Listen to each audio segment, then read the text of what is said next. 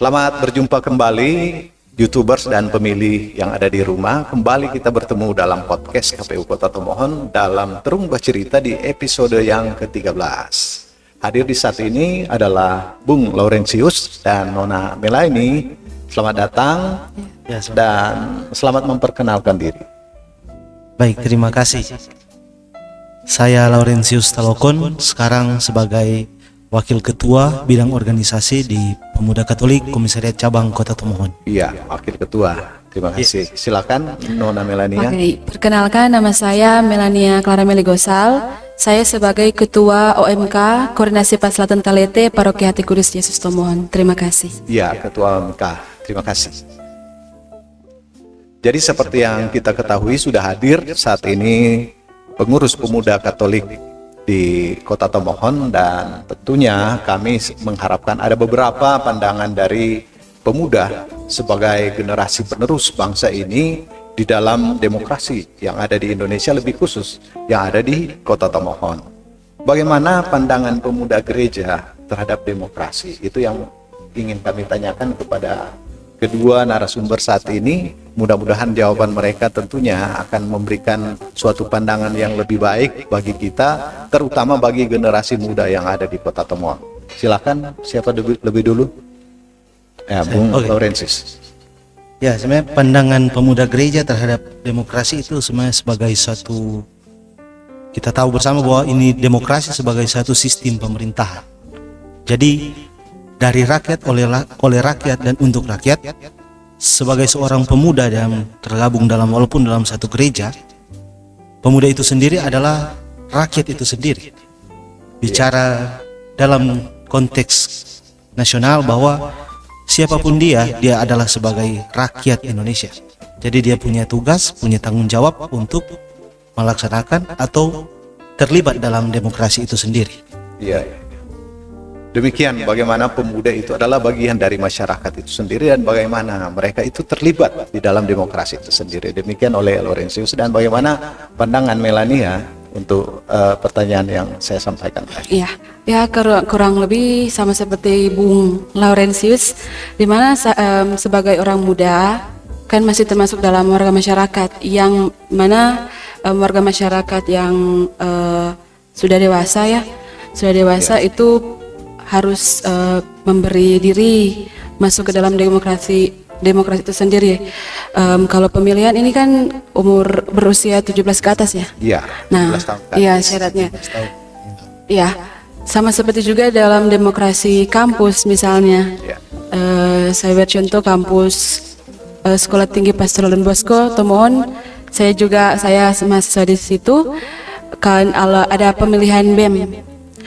Jadi Badan Eksekutif Mahasiswa bukan hanya sebagai kamu kuliah di mana di Stipas begitu kan, tetapi harus ambil bagian dalam pemilihan itu sendiri. Dalam ada pemilihan BEM, kita harus memberikan diri juga masuk dalam pemilihan itu sendiri.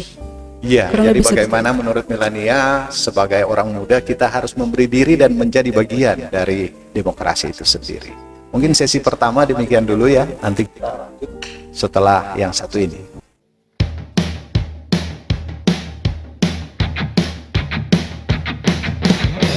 Tiba saatnya Indonesia untuk memilih.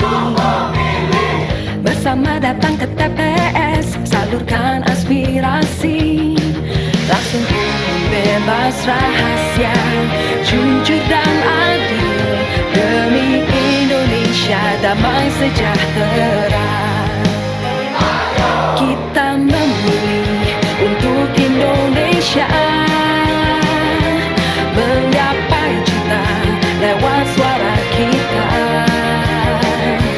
Bagimu Indonesia, sukseskan demokrasi, jadi pemilih berdaulat negara Indonesia Tuhan.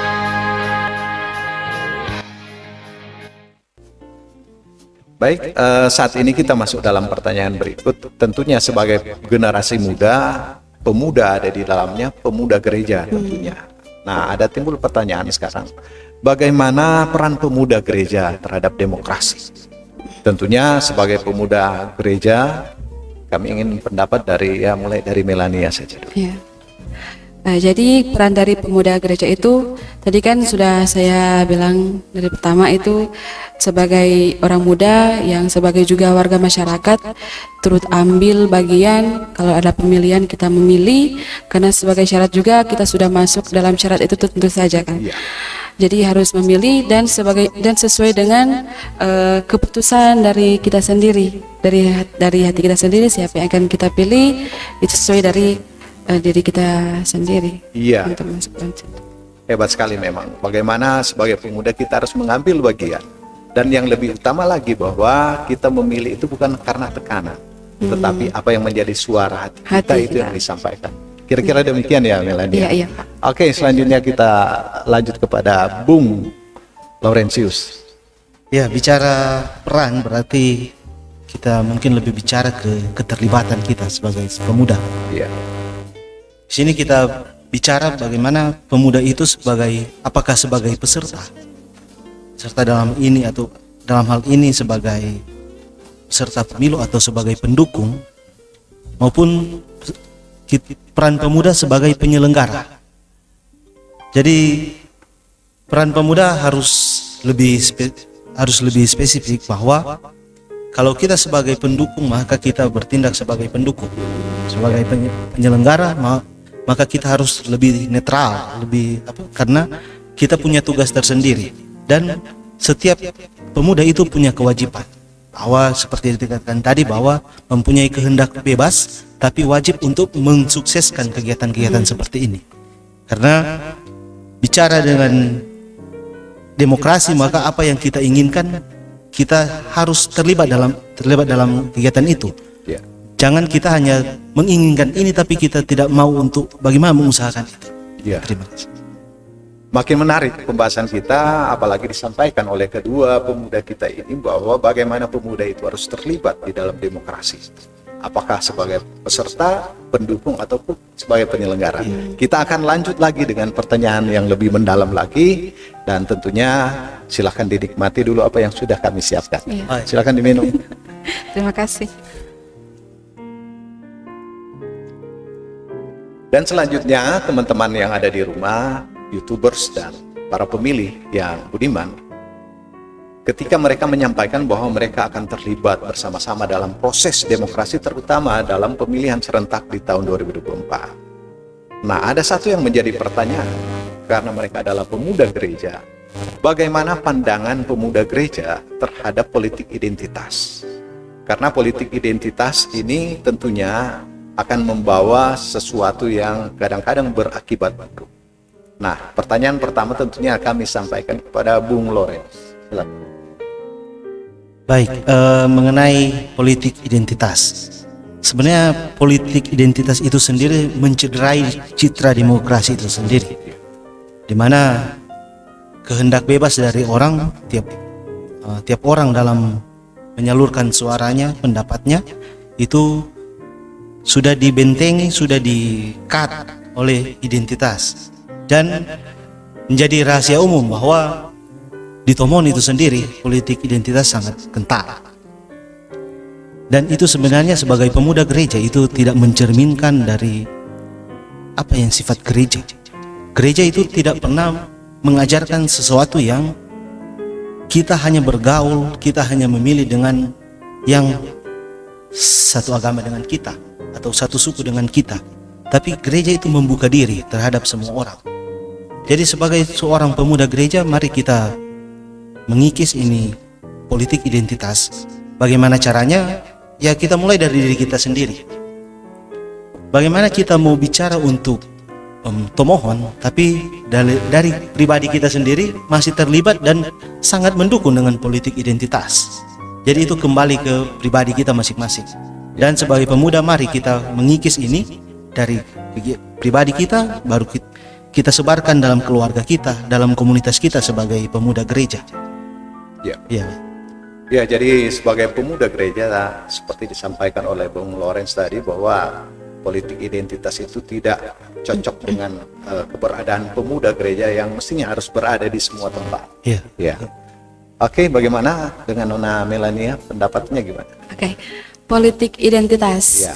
Ya memang dari sebelumnya kalau bicara tentang ini memang panas. Panas. Ya.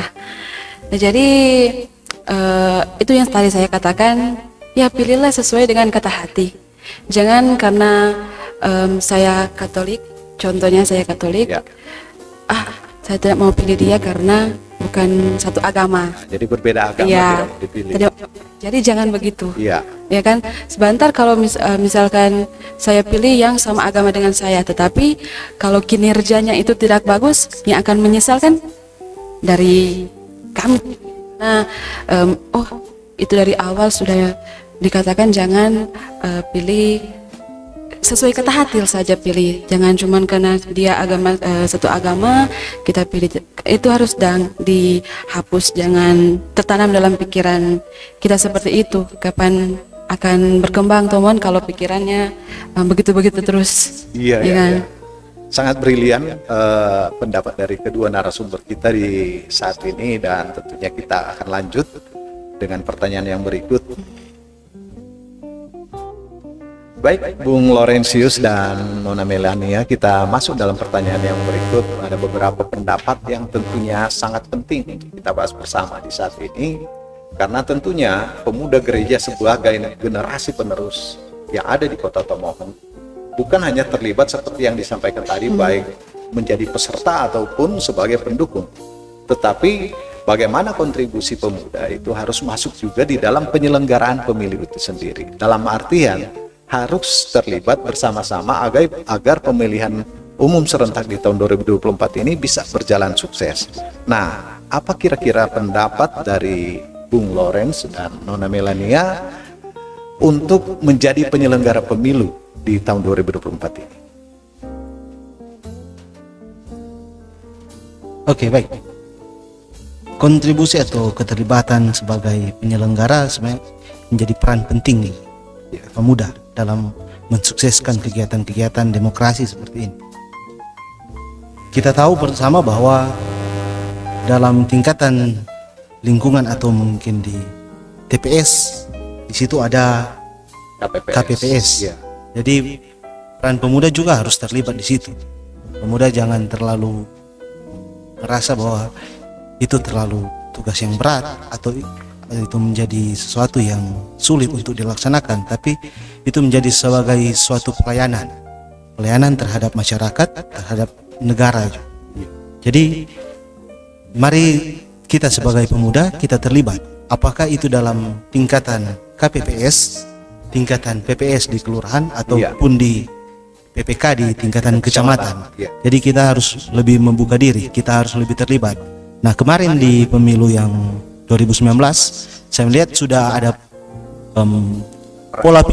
pola pikir yang mulai berubah dari teman-teman pemuda, di mana sudah ada beberapa teman yang berani untuk tampil, berani untuk terlibat dalam penyelenggaraan pemilu, baik sebagai KPPS di tingkatan TPS.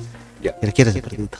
Ya, memang apa yang disampaikan oleh Bung Lawrence itu sangat diapresiasi, karena KPU itu tidak bisa bekerja tanpa PPK, PPS, dan KPPS. Dan tentunya seperti yang disampaikan tadi, peran pemuda itu akan sangat penting, karena pemuda ini akan menerima tongkat estafet dari mereka-mereka yang sudah senior. Dan mungkin ada yang mau disampaikan oleh Nona Melania tentang apa yang sudah dibahas tadi, silakan. Kurang lebih sama ya Pak, tapi ya sebagai orang muda, jiwa muda. Ya kan, jangan orang muda tapi jiwa tua. Malahan yang orang tua ada jiwa muda. Tapi kalau kalian orang muda, jiwa muda, mari sama-sama orang masuk di dalam penyelenggaraan dalam KPPS tadi yang sudah dijelaskan tadi oleh Bung Laurentius. Ya.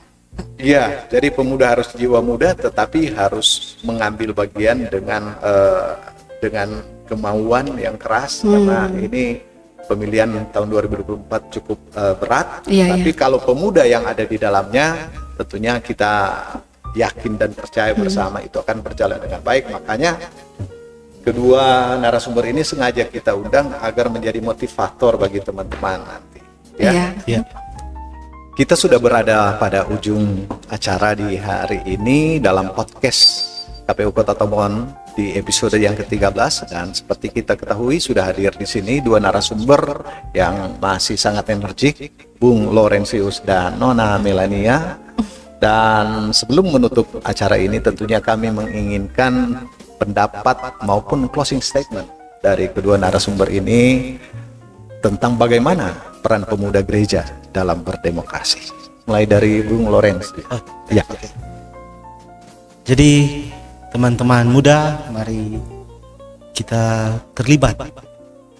Kita dikatakan sebagai masa depan gereja, kita dikatakan sebagai masa depan negara ini. Tapi masa depan ditentukan oleh masa kini. Kapan kita berkarya? Mulai saat ini, mari kita berkarya. Kita terlibat dalam kegiatan demokrasi. Kita terlibat dalam kegiatan kita sebagai seorang pemuda. Dahulu para pendahulu kita pernah bersumpah ketika kita ada sumpah pemuda. Jadi mari kita nyatakan sumpah kita itu, kita realisasikan sumpah kita itu sebagai seorang pemuda. Kita mendukung gereja, kita mendukung negara. Gereja adalah bagian dari satu negara. Kita sebagai pemuda gereja adalah bagian dari masyarakat itu sendiri. Jadi jangan lupa dan mari kita terlibat. Salam perjuangan, salam demokrasi. Luar biasa, Bung Lorenz. Dan selanjutnya silakan Nona Melania. Ya, mungkin saya pakai bahasa Tomohon saja. Oh, lebih bagus, lebih bagus. Oke, jadi sebagai orang muda, jangan cuma tidur-tidur terus di kamar, ya kan? Jangan cuma tidur-tidur tapi bangun, bergerak, ajak teman-teman yang lain bantu untuk mensukseskan pemilihan umum nanti, ya kan? Jangan cuma tidur-tidur, tunggu-tunggu, main-main HP saja, tapi bangun, bangkit, bergerak untuk terompet masa depan juga. Iya, jadi pemuda Kota Tomohon, mari bangun, bangkit. Jangan cuma tidur-tidur, itu menurut Nona Melania. Dan jangan lupa apa yang disampaikan oleh Bung Laurentius tadi, bahwa masa depan ditentukan oleh masa kini. Hebat sekali. Terima kasih untuk perhatiannya. Semoga sukses untuk kita semua, sukses pemilu 2024, hanya karena kita mau berkontribusi di dalamnya. Terima kasih.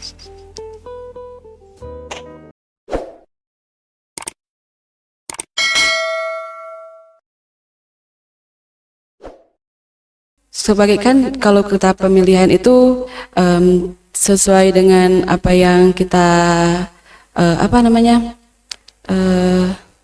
itu Pak. Tunggu.